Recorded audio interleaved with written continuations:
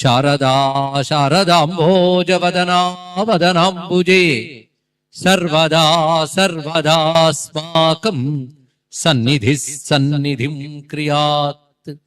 విమలపటీ కమలకుటీ పుస్తక రుద్రాక్ష శస్తహస్తపుటీ కామాక్షి పక్ష్మలాక్షి కలిత విపంచీ విభాసి వైరించి వాగర్థావివ సంపృక్తౌ వాగర్థ ప్రతిపత్తయే జగతః పితరౌ వందే పార్వతీ పరమేశ్వరౌ. గురవే సర్వలోకానాం భిషజే భవరోగిణాం నిధయే సర్వవిద్యానాం దక్షిణామూర్తయే నమః. నారాయణ సమారంభాం వ్యాస శంకర మధ్యమాం అస్మదాచార్య పర్యంతాం వందే గురు పరంపరాం. నారాయణం నమస్కృత్య నరం చైవ నరోత్తమం దేవీం సరస్వతీం వ్యాసం తతో జయముదీరయేత్. నమో మహద్భ్యో ఋషిభ్యో గురుభ్యో నమః. త్రయస్త్రింశత్కోటి దేవతా సహిత గంగాన్నపూర్ణాంబికా విశాలాక్షి సమేత శ్రీ కాశీ విశ్వేశ్వర మహాజ్యోతిర్లింగాయ నమో నమః. కాశీ మహాక్షేత్రానికి నమస్కరిస్తూ విశ్వనాథమయమైన ఈ సభా సదస్సుకి అంజలిస్తూ, పరమేశ్వరుని కొన్ని పేర్లలో రుద్ర ఒకటి. శివ, రుద్ర, మహేశ్వర, సదాశివ ఇత్యాది నామాలు వినగానే మనకి పరమేశ్వరుడు గుర్తుకొచ్చి నమస్కారం చేసుకుంటాం. శివ అనేటప్పుడు మంగళకరుడు అని. రుద్ర అనే శబ్దానికి అర్థం ఏమిటి? రుద్ర అనగానే మనకు తెలియని ఒక ఆవేశం వచ్చేస్తుంటుంది. అంటే రుద్ర శబ్దానికి ఒక తీవ్రత ఉంది అని మనం అనుకుంటూ ఉంటాం. కానీ రుద్ర శబ్దానికి ఉన్న అర్థాలు మనం పరిశీలిస్తే, పరబ్రహ్మము యొక్క పేరే రుద్ర. విష్ణు, రుద్ర, శివ ఇవన్నీ ఒకే పరమాత్మ యొక్క పేర్లు. అదే మనం విష్ణు అన్న పరమాత్మను ఎందుకంటామంటే పరమాత్మ పేరు విష్ణువు గనక ఆ పరమాత్మని విష్ణువుగా, రుద్రుడుగా, శివునిగా నమస్కరిస్తున్నాం. వేదం ఎంత అందంగా చెప్పిందంటే, ఓం నమో భగవతే రుద్రాయ విష్ణవే మృత్యుర్మే పాహి అంటున్నది. నమో భగవతే రుద్రాయ విష్ణవే, ఇది వేదంలో ఉన్నమాట. రుద్ర శబ్దం వచ్చిన వెంటనే మళ్ళీ విష్ణవే అనే శబ్దం రావడంలో రుద్ర విష్ణువు కూడా ఒకే పరతత్వం యొక్క స్వరూపమును అర్థమవుతున్నది. రుద్ర విష్ణు కూడా ఒకే పరమేశ్వరుని యొక్క నామము. అలాగే ఋగ్వేదం మొదలుకొని అన్ని వేదాల్లో రుద్రం ఉన్నది. ఋగ్వేదంలో రుద్రమంత్రాలు చెప్పమంటే ఋగ్వేద పండితులు చెప్పగలరు. సామవేదంలో మళ్ళీ రుద్రం ఉన్నది. అది సామగానంతో ఎంతోసేపు వాళ్ళు వివరిస్తారు. ఇక యజుర్వేద అంతర్గతమైన రుద్ర నమ్మకం చాలా ప్రసిద్ధి చెంది ఉన్నది. పైగా మన కృష్ణ యజుర్వేద పాఠం ప్రకారంగా రుద్రం ఒకటి. ఇక్కడున్న తెలుగువారు ఎక్కువ గనక వీరందరికీ ఆ పాఠం తెలుసు. శుక్ల యజుర్వేదంలో కూడా రుద్రం చెప్పబడుతున్నది. పాఠ భేదం ఉంటుంది తప్ప మంత్రభేదం ఉండదు ఇక్కడ. ఇక అధర్వేదంలో రుద్రతత్వం చాలా వివరించబడుతున్నది. చతుర్వేదముల యందు ఉన్నది. ఇక పురాణాదుల యందు వచ్చేటప్పటికల్లా రుద్రవైభవం మరీ విశేషంగా ఉన్నది. శివపురాణంలో రుద్ర సంహిత, కోటి రుద్ర సంహిత ఇత్యాది పేర్లతో రుద్రతత్వం వ్యాఖ్యానించబడుతున్నది. అంతెందుకు శృతులు, స్మృతులు, అదేవిధంగా పురాణములు ఇవన్నీ కూడా శివతత్వాన్ని చెప్తున్నాయంటూ 10 పురాణంబులీశ్వరు ప్రస్తుతించు వరుస 8 అన్యదేవతల తెలుపు చంద్రమౌళి ప్రభావంబు సమధికముగా శృతుల ఎట్ల పురాణ సంహితలు నడుచు అంటారు శ్రీనాథ మహాకవి. 18 పురాణాల్లో 10 పురాణాలు ఈశ్వరుని గురించి చెప్తున్నాయి. అది అంత చక్కగా చెప్పాడు. శృతుల ఎట్ల పురాణ సంహితలు నడుచు చంద్రమౌళి ప్రభావంబు సమధికముగా. చంద్రశేఖరుడైన యొక్క శివుని ప్రభావాన్ని వేదముల వల్లనే పురాణములు కూడా అధికంగా తెలియజేస్తున్నాయి అన్నాడు. వేదముల వల్లనే అని చెప్పడంలో అర్థం ఏంటంటే, వేదములు పరమేశ్వరు గురించి ప్రస్తుతించే, అదే విధంగా పురాణములు కూడా తెలియజేసే. 18 పురాణాల్లో 10 పురాణాలు శివతత్వ పారమ్యాన్ని తెలియజేస్తున్నాయి. అలాంటి పరమేశ్వరు యొక్క రుద్ర అనే నామ మహిమను ప్రస్తావన చేసుకుంటూ వేదము ఎలా సంభావించిందో రుద్రుని గ్రహించాలి. అసలు రుద్ర నమక రాశి ఒకటి ఉన్నది వేదమునందు. 11 అనువాకాలు. ఈ 11 అనువాకాల రుద్రం గురించి మహిమ చాలా విశేషంగా ఉపనిషత్తుల్లో మళ్ళీ ప్రత్యేకంగా చెప్పబడుతుంది రుద్ర మహిమ. మళ్ళీ ప్రత్యేకించి పురాణాల్లో, అనేక పురాణాల్లో కేవలం రుద్రం యొక్క ప్రత్యేకత చెప్పారు. వ్యాసుడు అంతటితో ఆగకుండా మహాభారతంలో స్వయంగా రుద్రం యొక్క వైభవాన్ని తెలియజేశాడు. ఎక్కడంటే ద్రోణ పర్వంలో స్పష్టంగా వ్యాస భగవానుడే అర్జునుడికి తెలియజేస్తాడు రుద్రుని యొక్క మహిమ. అలాగే అశ్వత్థామకు కూడా తెలియజేస్తాడు. అక్కడ శతరుద్రీయమునకు ప్రత్యేకమైన అధ్యాయం ఉంది. ఎవరైతే రుద్ర నమకాన్ని మంత్రసహితంగా చదవలేని వారు ఉంటారో వారు శతరుద్రీయ శ్లోకాలు చదివితే చాలు ఆ రుద్ర పఠన విశేష ఫలాన్ని పొందుతారు అని తెలియజేశాడు. అక్కడ తాగకుండా అనుశాసనిక పర్వంలోను అశ్వమేధ పర్వంలో స్వయంగా కృష్ణ పరమాత్మ రుద్రుని యొక్క వైభవాన్ని చెప్తాడు, శతరుద్రుని యొక్క ప్రస్తావన చేస్తాడు. ద్రోణ పర్వంలో కూడా కృష్ణ పరమాత్మ శతరుద్రుని యొక్క వైభవాన్ని అర్జునుడికి చెప్పడం కనబడుతుంది. కానీ మహాభారతంలో రుద్రుని గురించి శతరుద్రియం గురించి చెప్పారు. శతరుద్రియం అంటే యజుర్వేదంలో ఉన్న 11 అనువాకాల రుద్ర మంత్రాన్ని ఏదైతే మనం రుద్ర నమ్మకం అంటామో దాన్ని శతరుద్రియం అంటారు. ఇక్కడ దానికి రుద్రం అని కూడా పేరు ఉన్నది. ఇక్కడ దానిలో సంపూర్ణ రుద్ర తత్వం చెప్పబడుతున్నది. అయితే మొత్తం 11 అనువాకాల రుద్రం ఎవరైతే నిత్యం అనుష్ఠానం చేస్తారో వారు మొత్తం వేదం అధ్యయనం చేసిన ఫలితం లభిస్తుంది అని శాస్త్రం చెప్తోందంటే విద్యాసు శృతిరుత్కృష్ట త్రైకాదశిని శృతవు అని చెప్పిన ఆర్షవాక్యం గుర్తొస్తున్నది. విద్యలన్నిట్లో మొత్తం 18 విద్యలు లేదా 14 విద్యలు ఆర్ష విద్యలైతే అందులో వేద విద్య గొప్పది కనుక విద్యల్లో వేదం గొప్పది అయితే వేదం అన్నది శతరుద్రియం గొప్పది అన్నారు. అయితే వేదాన్ని 2 భాగాలుగా చేస్తారు అందరూ కూడా, కర్మకాండ జ్ఞానకాండ ప్రధాన. ఈ రెండింటికి అనుసంధానంగా ఉపాసనాకాండ ఉంటుంది. అది చేసే పద్ధతి ప్రకారం అయితే కర్మకాండకైనా జ్ఞానకాండకైనా అన్వయిస్తుంది కనుక దాని ప్రత్యేక కాండ అన్నాం. కానీ ప్రధానంగా కర్మకాండ జ్ఞానకాండ. అందుకే కర్మ బ్రహ్మ స్వరూపిణి కాండద్వయోపపాధ్యాయ అంటున్నాం మనం. ఈ కాండద్వయంలో కర్మ భాగానికి చెప్పింది సాధారణంగా జ్ఞాన భాగంలోకి రావు, అంటే ఉపనిషత్ తత్వంలోకి తీసుకురారు. ఇందులో ఉన్న అందులోకి వెళ్ళం, అందులోవి ఇందులోవి కలిపేసుకుంటే ప్రకరణ భేదం అంటారు. ఇక్కడ అయోమయం ఏర్పడుతుంది. శంకర భగవత్పాల వారు అనేక భాష్య గ్రంథాల్లో ఆ ప్రకరణం వేరు ఈ ప్రకరణం వేరు అని చక్కగా స్పష్టంగా చూపించారు. అయితే కర్మకాండలో ఉంటూ జ్ఞానకాండకు కూడా పనికొస్తూ రెండిటికి అన్వయించగలిగే భాగం ఏదై అంటే రుద్రము. అందుకే రుద్రము కర్మకాండలో చెప్పబడుతుంది. అంటే యజుర్వేదంలో ఆ 4వ ప్రపాఠకంలో వస్తున్నది. ఇక్కడ అది కూడా చైనాగ్ని గురించి చెప్తూ చిత్యగ్ని గురించి చెప్తూ వస్తున్న మంత్రముల్లో ఈ 11 అనువాకాలు వస్తాయి. ఇక్కడ అది కర్మకాండలో భాగం. కానీ అక్కడ చెప్పబడుతున్న అగ్ని చిత్యగ్ని కర్మాంతర్గతమైన అగ్ని మాత్రమే కాకుండా చిదగ్నితో అన్వయిస్తారు భాష్యకారులు. విశేషించి అక్కడ ఉన్నటువంటి 11 అనువాకాల రుద్రానుకున్న శక్తి ఎలాంటిది అంటే దాని నిత్యం ఎవడు అనుష్ఠానం చేస్తూ ఉంటాడో వాడు ముక్తి పొందుతాడు అన్నారు.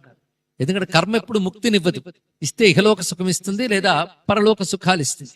కర్మ వల్ల నిష్కామంగా చేసిన కర్మ వల్ల చిత్తశుద్ధి ఏర్పడితే వాడికి జిజ్ఞాస కలిగి వాడికి జ్ఞానం వచ్చి వాడు మోక్షం పొందుతాడు తప్ప కర్మ నేరుగా ముక్తినివ్వదని నా కర్మణ అనప్రజయ అని మనం చెప్పుకుంటున్నాం. మరి కర్మకాండలో చెప్పబడ్డ రుద్రం ముక్తిని ఎలా ఇస్తుందయ్యా అని ప్రశ్న వేస్తే అదే దాని గొప్పతనమయ్యా అని. అది కర్మకాండగా ఉంటూనే అటు జ్ఞానకాండగా కూడా అన్వయింపబడుతుంది కనుక రుద్రానుకున్న మరొక పేరు రుద్రోపనిషత్. దానికి మాత్రం ఉపనిషత్ శబ్దం వాడారు ఇక్కడ. మళ్ళీ మనకి ఇది ఉపనిషత్తు ఎలా అవుతుందని సందేహం కలగకుండా ఉపనిషత్తుల్లో రుద్రమంత్రములు చాలా వాడబడ్డాయి. ఉదాహరణకి యజుర్వేదాంతర్గతమైన శ్వేతాశ్వత ఉపనిషత్తులో రుద్రమంత్రములు చెప్పడమే కాకుండా రుద్ర యత్తే దక్షిణ ముఖం తేన మాం పాహి నిత్యం ఇత్యాది మంత్రములతో రుద్రుడు జ్ఞానకాండలు కూడా చెప్పబడుతున్నాడు. జ్ఞానకాండ కేవలం మోక్ష పురుషార్థం కోసం ఉద్దేశింపబడుతున్నది. అది కూడా ప్రత్యేకించి స్వీకరించడమే కాకుండా దానికి ఉపనిషత్ స్థానం ఉంది అని చెప్పడానికి జాబాలు ఉపనిషత్తు ఉంది. దీన్ని శంకర భగవత్పాల వారు కూడా ప్రామాణికంగా తీసుకుని భాష్యాల్లో ఉటంకించడం జరిగింది. ఆ జాబాలు ఉపనిషత్తులో రుద్రుని యొక్క గొప్పతనం చాలా వివరించబడుతుంది. అలాగే యాజ్ఞవల్క్య మహర్షి వద్దకు అనేక మంది వచ్చి అమృతత్వం లభించాలంటే ఏం చేయాలని ప్రశ్న వేశారట. మంచి ప్రశ్న. కింజత్వా అమృతత్వం బ్రూహి శతరుద్రియేనా అన్నాడు. ఇక్కడ శతరుద్రియంలో చెప్పబడ్డటువంటి పరమేశ్వరుని నామములను అనుసంధానం చేయడం వల్ల ముక్తి లభిస్తుంది అని వెంటనే చెప్పాడు ఆయన. ఎందువల్ల అది అమృతత్వం ఇవ్వగలుగుతుంది అంటే అమృతస్య నామధేయ అని అన్నాడు. ఇక్కడ గొప్ప మాట చెప్పాడు. అందులో చెప్పబడ్డవన్నీ అమృతము యొక్క పేర్లయ్యా అన్నాడు. అంటే శతరుద్రియంలో చెప్పబడ్డ రుద్రనామములు ఏమిటి? అమృతము యొక్క పేర్లుట. అంటే ఇవి అమృత అనుకున్న పేర్లు ఇవన్నీ అన్నాడు ఇక్కడ. అందుకే రుద్ర త్రిశతి అంటూ రుద్ర నమ్మకాల్లో ఉన్న మొత్తం 300 నామాలు తీసి ప్రత్యేక అర్చన చేయడం కూడా సంప్రదాయజ్ఞులకు తెలిసిన విషయం. ఆ నామాలు ఎక్కడున్నాయంటే శతరుద్రియ మంత్రాలు ఉన్నాయి, 11 అనువాకాలు ఉన్నాయి. అందుకే 11 అనువాకాలతో కూడినటువంటి ఆ రుద్రం ఏదైతే ఉన్నదో అందులో చెప్పబడ్డ నామములన్నీ అమృతము యొక్క పేర్లు అన్నాడు. అంటే మనం రుద్రుని పేర్లు అంటున్నాం, ఈయన చూస్తే అమృతం పేర్లు అన్నాడంటే అమృతమే రుద్రుడు అని తెలుస్తుంది అయ్యా అన్నాడు. అమృతం అంటే ఏమిటి ఇదొకటి తెలియాలి కదా. అమృతం అంటే కొందరికి నాలుగు తప్పరించుకుంటాం, అదే రుచికరమైన పదార్థం. కానీ అమృతం మాటకి 2 అర్థాలు ఉన్నాయి. ఒకటి నిరంతర ఆస్వాదనీయమైన ఆనందము, ఆనందానికి అమృతం అని పేరు.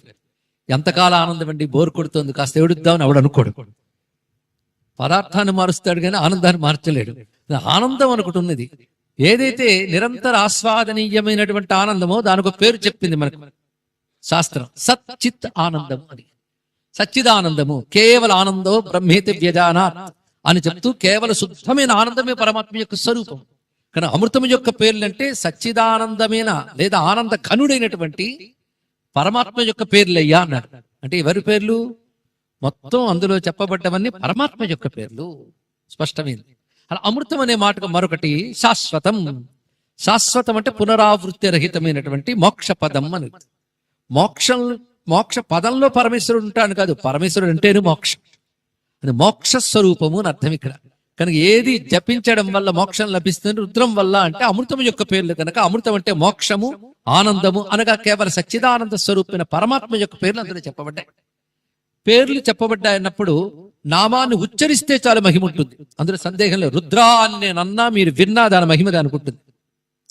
అది వెళ్ళి జీవుడి సూక్ష్మ శరీరంలో ప్రవేశించి ఏమి శుద్ధి చేసిందో మనకు తెలియదు, కానీ దాని ప్రభావం దానికి ఉంటుందండి. రుద్ర అనడం, వేద సూక్తములు మన బ్రతుకులను బాగు చేస్తాయి. బాగు చేయాల్సిన పరిస్థితులు నేడు ఉన్నాయి, కానీ అవి పట్టుకుని చేసే యోగ్యతలు పోతున్నాయి. అందుకు వేదవ్యాసుల వారు ఏం చేశారంటే ఆ వైదిక సూక్తములు అందరి కోసమని పురాణముల యందు స్తోత్ర రూపాలుగా ఇచ్చారు. ఇది ఒక రహస్యం. ఈ కోణంతో పురాణాల్లో స్తోత్ర వాంగ్మయాన్ని పరిశీలిస్తే వేలాది వేద సూక్తములే పురాణముల యందు వేలాది స్తోత్రములుగా వచ్చాయి. ఏ స్తోత్రము ఏ సూక్తం నుంచి వచ్చిందో అనేది అటు వేదము ఇటు పురాణము తెలిసిన వారు చేయవలసిన పరిశోధన. మొత్తాన్ని వ్యాస భగవానుడు శతరుద్రీయం అనే పేరుతో మహాభారతంలో రుద్ర నమక స్తోత్ర సారాన్ని కొన్ని శ్లోకములుగా అందించారు. మీ ఓపిక, అందులో కొన్ని వందలుంటాయి చదువుకోవాలంటే. అలాగే సూత సంహిత అనే గ్రంథంలో కొద్ది శ్లోకాలతో అందించారు. ఇది కాకుండా శివరహస్యం అనే గ్రంథంలో ఎక్కువగా శ్లోకాలు ఉంటాయి. రుద్ర నమకం చదివినట్టే ఉంటుందండి అచ్చం. ఇలా శ్లోక రుద్రమునిచ్చారు కనుక వేదమనందున్నటువంటి ఆ రుద్రమును పఠించలేనటువంటి వారు ఈ శ్లోక రుద్రాలను పఠించి తరించవచ్చు. రుద్రుని ఏ పేరన్నా చాలా ధన్యులమవుతాం, అక్కడ కొద్దిగానైనా ధన్యులమైపోతాం. అంత శక్తివంతమైనటువంటి రుద్రం యొక్క మహిమ గురించి అనేక ఆగమాల్లో వివరంగా చాలా చెప్పబడ్డాయి. అందులో చెప్పబడ్డ రుక్కులు అంటే వివిధ మంత్రములు ఉంటాయి. రుద్రం ఒక మంత్రాల రాశి, అందులో ఒక్కొక్క మంత్రంతో ఒక్కొక్క ప్రయోజనాన్ని పెద్దవాళ్ళు చెప్పారు. అది ఎలా వినియోగించాలి, ఒక్క మంత్రాన్ని జపం చేసి దాన్ని హవనం చేసి దాన్ని అనుష్ఠిస్తే ఎన్ని రకాల ప్రయోజనాలు పొందవచ్చు. ఎందుకంటే శంకర భగవత్పాదులు ఒక మాట అంటారు, 1000 మంది తల్లుల కంటే గొప్పది వేదమాత అన్నారు ఇక్కడ. ఎందుకంటే పిల్లలు మేలు కోరేది తల్లి, అంతకంటే గొప్ప తల్లి వేదమాత. అది ఒక్క తల్లి కాదు, 1000 తల్లుల పెట్టు వేదమాత అన్నారు. ఎందుకంటే నీకేం కావాలో అన్ని సిద్ధం చేసింది వేదమాత. నీకేం కావాలో నువ్వు అడగవలసిన అవసరం లేకుండా నీకు తెలియనివి కూడా నీకు ఏర్పాటు చేసిందండి ఆ తల్లి. అలాంటి వేదం అనే ఒక మహాకల్పవృక్షం కామధేను ఉన్నప్పటికీ కూడా మనం దాన్ని అనుసరించి బాగుపడలేకపోతున్నామంటే దౌర్భాగ్యం అంత గట్టిగా ఉందని అర్థం. మరొకటి కాదు ఇక్కడ. ఎందుకంటే ప్రారబ్ధాలను కూడా ప్రక్షాళన చేసి ముక్తినివ్వగలిగే శక్తి వేదానికి తప్ప మరొక దానికి ఈ భూమి యందు లేదు లేదు లేదు. మన వేద ధర్మానికి వారసులం. అలాగే వ్యాసులు లాంటి మహానుభావులు దాన్ని తీసుకుని సామాన్యులకు కూడా అందించడం కోసం పురాణాదులు అన్నీ అందించారు. తరించడానికి ఎన్ని అవకాశాలు ఉన్నాయో, కానీ కలి ప్రభావం చేత అన్ని మూసుకుపోతున్నాయి. రుద్రజాపి అంటే రుద్ర జపపరాయణుడైన వాడు ముక్తో భవేత్, ముక్తిని పొందుతాడు. ముగ్గురికి ముక్తి గ్యారంటీ అని చెప్పారండి. ఎవరు సన్యసిస్తారో వారు ముక్తి తప్పదు. అంటే సన్యాసం అంటే శాస్త్రవిధిగా ఎలా చెప్పారో వైరాగ్యంతో ఉండడం, పద్ధతిగా స్వీకరించడం. అంతేగాని నాకు మంచి మూడు వచ్చింది కాషాయం కొట్టు కడుపు తిరగడం కాదు సన్యాసం అంటే. తనకు సంప్రదాయం ఉంది ఇక్కడ. అంటే సన్యాసం అంటే అంతవరకు చేసిన కర్మల్ని చక్కగా సన్యసించటం, చేస్తే కదా సన్యసించడం. కనుక అది పెద్ద విధానం. సన్యాసి నిరంతర పరతత్వ చింతనే చేస్తాడు. వివిధేషా సన్యాసి అయినా విద్వత్ సన్యాసి అయినప్పటికి కూడా నిరంతర ఆత్మచింతనే, అది తప్పకుండా ముక్తినిస్తుంది. కనుక సన్యసించిన వాడికి ముక్తి తప్పకుండా వస్తుంది. రెండవది ఏం చెప్పాడంటే అవిముక్తాన్ని ఆశ్రయించిన వాడికి ముక్తి తప్పకుండా వస్తుంది. కాశీక్షేత్రాన్ని ఆశ్రయించిన వాడికి ముక్తి తప్పకుండా లభిస్తుంది. మూడవది ఎవడు రుద్ర జపపరాయణుడో వాడికి ముక్తి తప్పకుండా లభిస్తుంది అన్నాడు. అయితే కాశీ ఎలా ఉంటుందంటే ద్వివిధం కాశీ అన్నాడు. 2 విధాలుగా ఉంటుంది కాశీ. ఇదంతా కూడా శాస్త్రంలో ఉన్నది. అవిముక్తోపాసన అనే దాని గురించి యాజ్ఞవల్క్యుడు చెప్తున్న మాటలో చెప్తున్నాం. అవిముక్తోపాసన ఎవడైతే చేస్తాడో వాడికి రుద్ర తారక బ్రహ్మ వ్యాచష్టే, స్పష్టంగా మంత్రం అండి, వైదిక మంత్రం. రుద్ర తారక బ్రహ్మ వ్యాచష్టే. ఎవడు అవిముక్తోపాసన చేస్తాడో వాడికి రుద్రుడు తారక బ్రహ్మమును ఉపదేశిస్తాడు. అవిముక్తోపాసన చేసిన వాడికి రుద్రుడు తారక బ్రహ్మం ఉపదేశిస్తాడు. ఎందుకంటే జ్ఞానాదేవై కైవల్యం అనేది సత్యం. జ్ఞానం వల్లే మోక్షం వస్తుంది, కర్మ వల్ల రాదు, సందేహం లేదు. అయితే కాశీని ఆశ్రయించి ఇక్కడ బ్రతకడం కర్మయా జ్ఞానమా? కర్మే. మరి ముక్తి ఎలాగొస్తుందంటే ఆయన కూడా జ్ఞానం లేదు, ముక్తి ఇవ్వడు గనక వాడు శరీరం విడిచిపెట్టేటప్పుడు వాణ్ణి భైరవుడు యోగ్యుడిగా చేసిన తర్వాత, అంతేగాని కాశీలో మరణించినంత మాత్రం ముక్తినిస్తాడని కాదు. కాశీకొచ్చి వాడు చేసిన దోషాలని మళ్ళీ నరకాదులకు వెళ్ళనివ్వకుండా భైరవుడు ఇక్కడే పూర్తి చేసి శుద్ధుణ్ణి చేసి వీడు యోగ్యుడయ్యాడని చెప్పి అప్పగిస్తాడు. అప్పుడు విశ్వేశ్వర స్వామి ఇదే విశ్వనాథ మందిరం దగ్గరున్న ముక్తి మండపంలో స్వర్ణ సింహాసనంలో అమ్మ పార్వతీదేవి ప్రక్కన కూర్చుండగా జీవుణ్ణి తన ఒళ్ళో పెట్టుకుని తారక బ్రహ్మ ఉపదేశిస్తాడు. శివరహస్య గ్రంథం ఉపదేశించిన చెవిలో చెప్పడమా? ఇక్కడ ఉపదేశం రెండు రకాలు. లౌకికంగా గురువు మీకు ఉపదేశిస్తే దాన్ని మీరు మననం చేయాలి, విచారణ చేయాలి, క్రమంగా ముక్తి పొందాలి. ఒక సిద్ధ గురువు మాత్రం ఉపదేశిస్తే అంత సమయం పట్టదు, అది వెంటనే ప్రభావం చూపిస్తుంది. ఉపదేశం మాత్రంతోనే ఒక స్థితికి తీసుకువెళ్ళిపోతుంది. అక్కడ గురువుకి అంత సిద్ధత్వం ఉండాలి, శిష్యుడు కూడా అంత యోగ్యుడైతే క్షణాల్లో సిద్ధి పొందిన వాళ్ళు ఉన్నారు. దాని ఉదాహరణ చెప్పాలని చాలా ఉంటాయి. పరమేశ్వరుడు ఉపదేశిస్తే తత్క్షణమే గ్రంథి భేదనం జరిగి ముక్తి లభిస్తుంది. కనుక ఆయన తారక బ్రహ్మముని ఇస్తున్నా అంటే వెంటనే ముక్తి ఇస్తున్నాడు, గ్రంథి భేదనం జరిగిపోతుంది. అంటే ఆ తారకం ఏది? ఇది పెద్ద ప్రశ్న అండి. అంటే రామతారకం చెప్తాడని చాలా మంది అన్నారు. తులసీదాసు అంటే మహాత్ములు కూడా రామతారక మంత్రాన్ని విశ్వనాథుడు ఉపదేశిస్తాడు కాశీలో. ఇది పురాణాల్లో కూడా వాక్యం కనబడుతుంది. కానీ అవే పురాణాల్లో మరొక చోట శివపంచాక్షరి మంత్రాన్ని తారకంగా ఉపదేశిస్తాడు మరొకరు చెప్పారు. అయితే శృతి స్మృతులు ఇత్యాదులు మనం జాగ్రత్తగా పరిశీలిస్తే ఓంకారానికి తారకం అని పేరు. సన్యాసి కూడా నిరంతరం ప్రణవ జపమే చేస్తాడు, ఇంకే జపానికి అర్హత లేదు ఆయనకి. అందుకే ప్రణవమే మోక్షహేతువు. ప్రణవం ఒక్కటే, ఓమిచ్చేక అక్షరం బ్రహ్మ. ప్రణవమే తారకం. ఓంకారస్తారహ అని వేదమే చెప్తాను. కానీ ఓంకారాన్ని ఉపదేశిస్తాడయ్యా అన్నారు ఇక్కడ. ఇంతకు ఓంకారం ఉపదేశిస్తాడా, పంచాక్షరం ఉపదేశిస్తాడా, రామతారక ఉపదేశిస్తాడంటే శివుడు చెవులో ఏం చెప్తాడో మనకేం తెలుస్తుందండి. ఇక్కడ ఎవరికి తోచింది వాళ్ళు చెప్పారు, ఎవరికి తోచింది వాళ్ళు చెప్పారని మళ్ళీ అనకూడదు. అవన్నీ ప్రామాణిక గ్రంథాలు ఉన్నాయి కదా అంటే ఎవడు దేంతో తరిస్తాడో దాన్ని ఉపదేశిస్తాడు అనుకుంటే సరిపోయింది. ఇది ప్రమాణం. ఎందుకంటే ప్రణవంలో ఏముందో పంచాక్షరులు అదే ఉంది, ప్రణవంలో ఏముందో రామలో కూడా అదే ఉంది. కనుక అవన్నీ ప్రణవ స్వరూపాలే. అది లోతైన అన్వయంతో మనకి తెలుస్తుంది ఇక్కడ. కనుక తరింపజేస్తున్నాడు పరమాత్మ. ఎక్కడ? అవిముక్తంలో. ఎవడు అవిముక్తోపాసన ఎవడు చేస్తాడో వాడికి. కనుక చేయవలసింది ఇప్పుడు ఏమిటి? అవిముక్తోపాసన. ఎందుకంటే ఎందరు గురువులు ఎన్ని చెప్పినా, మీరెన్ని సాధనలు చేసినా ఆఖరికి ఈశ్వరానుగ్రహం లేనిది మోక్షం లేదు. అదే ఏమయ్య వైష వృణితే తేనలభ్యాహ అని ఉపనిషత్తే చెప్తుంది. పరమాత్మ ఎవరిని వరిస్తాడో వాడికి దొరుకుతాడు. ఇక్కడ ఆయన ఎంచుకోవాలి. నీకు ముక్తినివ్వాలని ఆయన అనుకుంటే నీకు ముక్తి రాదు. నీ ప్రయత్నం ఎక్కడరా? అంటే అహంకారాలు అనుగూరుకోవాలంటే ఆయన అనుగ్రహించాలి.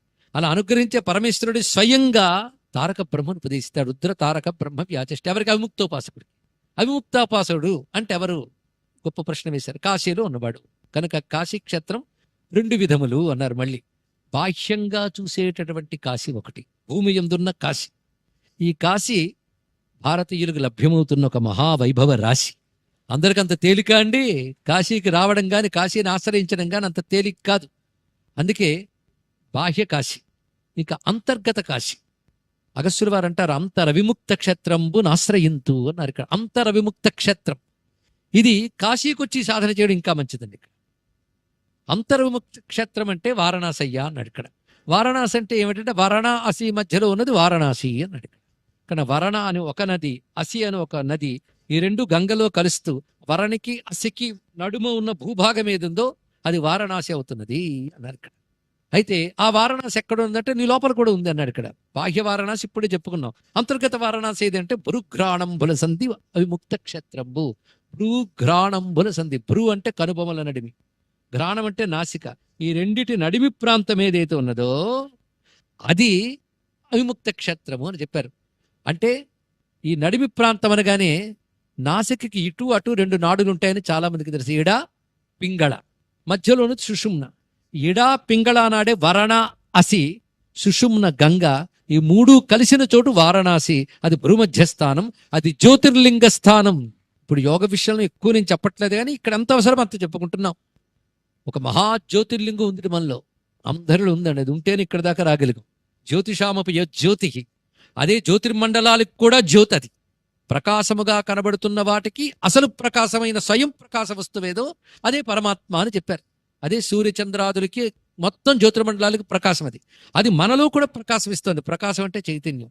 ఇంత చైతన్యానికి హేతువైనది ఎలా ఉందంటే లింగ రూపంలో ఉందయ్యా నీలో అన్నాడు. చూసారా, చైతన్యం మనలో లింగంట. లింగం అంటే లీనమయ్యింది. లీనమై ఉన్నది ఉంటేనే మనం ఉన్నాం.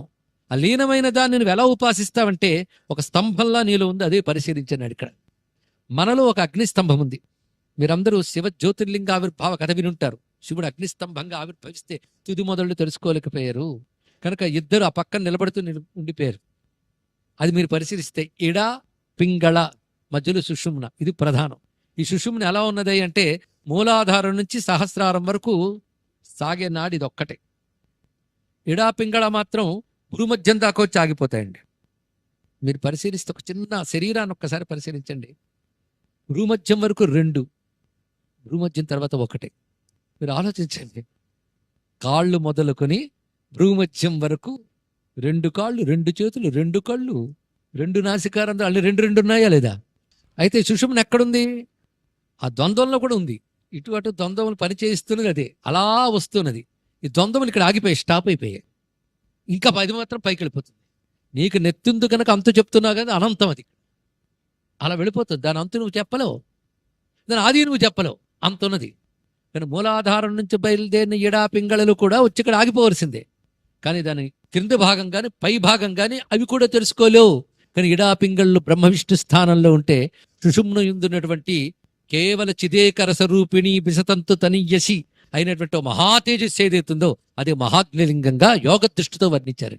పురాణ కథల్లో యోగ మర్మాలుంటాయి, వేదాంత మర్మాలుంటాయి. ఇవేవి తెలియని వాళ్ళకి కథలు మాత్రమే కనబడతాయి.